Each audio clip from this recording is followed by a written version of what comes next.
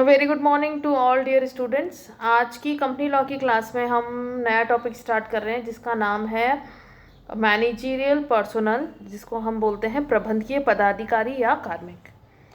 हर company के अंदर कुछ जो टॉप मैनेजमेंट होता है, तो उसके अंदर कुछ कंपनी उसको जो लोग चलाते हैं उनको हम नाम देते हैं की मैनेजरियल पर्सोनल्स, जिसको हम हिंदी में बोलते हैं मुख्य प्रबंधकीय पदाधिकारी एवं प्रबंधकीय पदाधिकारी। मुख्य प्रबंधकीय पदाधिकारी जो होते हैं उनको हम की मैनेजरियल पर्सनल बोलते हैं KMP, और प्रबंधकीय पदाधिकारी जो होते हैं उनको हम बोलते हैं मैनेजरियल पर्सनल। अब इन दोनों के अंदर KMP जो है, KMP एक का जो स्कोप है वो वाइडर है, और मैनेजरियल पर्सनल का जो स्कोप है वो KMP के मुकाबले थोड़ा सा कम है, जिसको मैं अभी नेक्स्ट स्लाइड में आपको एक्सप्लेन करूँगी।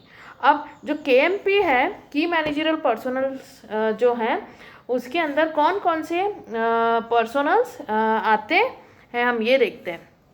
कौन कौन से पदाधिकारी आते हैं या कार्मिक आते हैं उसमें। सबसे पहले हम देखेंगे द चीफ एग्जीक्यूटिव ऑफिसर, जिसको यहाँ सेक्रेटरी टाइप हो गया, अब इसको आप करेक्शन करेंगे, हम इसको चीफ एग्जीक्यूटिव ऑफिसर और मैनेजिंग डायरेक्टर और द मैनेजर। तो इसके अंदर CEO या MD या द मैनेजर। अब एक चीज़ आपको ध्यान रखनी है कि कभी भी कोई भी कंपनी या तो मैनेजिंग डायरेक्टर अपॉइंट करती है या फिर मैनेजर अपॉइंट करेगी, और दोनों एक साथ कभी भी नहीं होंगे। ठीक है, तो कंपनी क्या करेगी, या तो मैनेजिंग डायरेक्टर को अपॉइंट करेगी या मैनेजर को अपॉइंट करती है। फिर आता है नेक्स्ट हमारा द होल टाइम डायरेक्टर। फिर आता है हमारा द चीफ फाइनेंशियल ऑफिसर, जिसको हम बोलते हैं CFO। फिर आता है हमारा द कंपनी सेक्रेटरी, जिसको हम कंपनी सचिव कहते हैं। और उसके बाद जो भी सेक्शन 250 सब सेक्शन 51 के तहत अगर कोई भी प्रिस्क्राइब ऑफिसर है वो भी इसी के अंदर आएगा।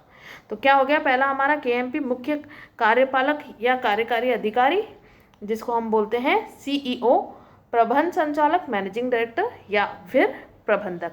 कंपनी सचिव है, पूर्णकालिक संचालक है, मुख्य वित्तीय अधिकारी है, और जो भी धारा 2 सब सेक्शन 51 के तहत अगर कोई अधिकारी को इसके अंदर लगाया जाता है तो वो प्रोविज़न जोड़ा जाता है तो वो भी इसके अंदर आएगा।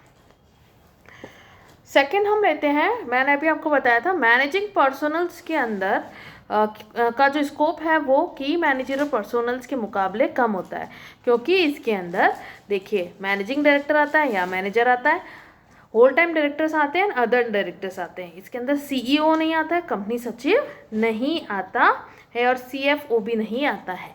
तो मैनेजरियल पर्सोनल, और मेरे ख्याल से KMP और MP मीन्स मैनेजरियल पर्सोनल्स में आपको जो डिफरेंस है वो पता लग गया है। अब हम देखते हैं इसके अंदर ये थोड़ा सा इसकी जो स्लाइड है ये कट गई है, लेकिन हम इसके अंदर मैं आपको जब इसका PDF भेजूंगी तो क्लियर हो जाएगा। सबसे पहले फर्स्ट पॉइंट है certain companies to have whole time director की मैनेजरियल पर्सन। कुछ कंपनीज के लिए, कुछ कंपनियों द्वारा पूर्वकालिक अपॉइंटमेंट ऑफ KMP जब करा जाता है तो कुछ कंपनियों द्वारा पूर्णकालिक मुख्य प्रबंधकीय अधिकारी की नियुक्ति अनिवार्य होती है। ठीक है, तो एवरी कंपनी जो कि पर्टिकुलर किसी क्लास या क्लास ऑफ कंपनी के अंदर जिनका नाम है उनके लिए होल टाइम की मैनेजरियल पर्सोनल रखना बहुत ज़्यादा आवश्यक या अनिवार्य है। तो वो कौन कौन से रखेंगे, मैनेजिंग डायरेक्टर रखती है, CEO रखती है, manager in the absence of whole time director, company secretary और CFO। ठीक है, अब जो लिस्टेड कंपनी है उन सभी को रखना ज़रूरी है, और जो पब्लिक कंपनी है जिसकी पेड अप कैपिटल 50 करोड़ हैं उनके लिए ये जो होल टाइम की मैनेजरियल पर्सोनल्स हैं उनका अपॉइंटमेंट ज़रूरी है। सेकंड आता है no appointment of a person as chairperson as well as MD और CEO। अध्यक्ष तथा प्रबंध संचालक अथवा मुख्य कार्यकारी अधिकारी के रूप में एक ही व्यक्ति की एक ही समय पर नियुक्ति नहीं। An individual shall not be appointed और रीअपॉइंटेड एज अ चेयरपर्सन। कभी भी कोई भी इंडिविजुअल का अपॉइंटमेंट या रीअपॉइंटमेंट एज चेयरपर्सन नहीं होगा in pursuance of the article of the company as well as the managing director or CEO of the company at the same time। कभी भी सेम टाइम पर नहीं करा जा सकता है जब तक कि आपका आर्टिकल आपको परमिट नहीं करता हो और company does not have multiple businesses, और कंपनी के जो अनेक व्यवसाय नहीं हो तब कंपनी ऐसा नहीं कर सकती है। लेकिन ये जो प्रावधान है उस वर्ग की कंपनी पर लागू नहीं होगा जो एक ही समय एक से अधिक व्यवसायों में के साथ जुड़ी हुई हो और जिनका केंद्र सरकार द्वारा अधिसूचित व्यवसायों के लिए एक या एक से अधिक मुख्य कार्यकारी अधिकारी जो है नियुक्त कर रखे हो, उनके ऊपर ये चीज़ लागू नहीं होती है। थर्ड पॉइंट आता है संचालक मंडल के संकल्प से नियुक्ति। अब इसके अंदर ये कहते हैं appointment by boards resolution. Every whole time की मैनेजरल पर्सनल जो है उसका जो अपॉइंटमेंट होगा वो एक संकल्प के द्वारा, बोर्ड के अंदर संकल्प के द्वारा किया जाएगा, और ये जो रिजोल्यूशन है इसके अंदर टर्म्स एंड कंडीशंस होती है उसकी रेम्यूनरेशन की।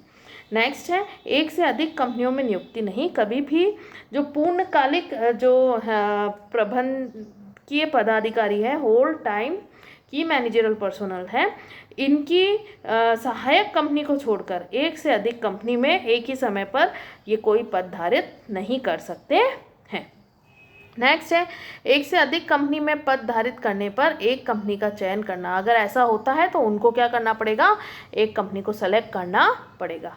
नेक्स्ट पॉइंट आता है प्रबंध संचालक के रूप में ऐसे व्यक्ति की नियुक्ति जो पहले से ही किसी अन्य कंपनी में प्रबंध संचालक या प्रबंधक हो। कोई भी कंपनी किसी भी ऐसे व्यक्ति को अपना प्रबंध संचालक नहीं नियुक्त कर सकती है जो पहले से ही एक से अधिक कंपनी में नहीं है किंतु कंपनी का प्रबंध संचालक या प्रबंधक हो। ठीक है, ऑलरेडी अगर वो कहीं पर प्रबंध संचालक या प्रबंधक है किंतु ऐसी नियुक्ति का अनुमोदन ऐसे संकल्प से किया जाना चाहिए जिसे उस संकल्प से में उपस्थित उन संचालकों की सहमति अथवा सर्वसम्मति से पारित किया गया हो। लेकिन अगर चाहें तो हम 100% अगर जो संकल्प अगर सर्वसम्मति से प्राप्त हो जाता है तो अपॉइंटमेंट किया जा सकता है।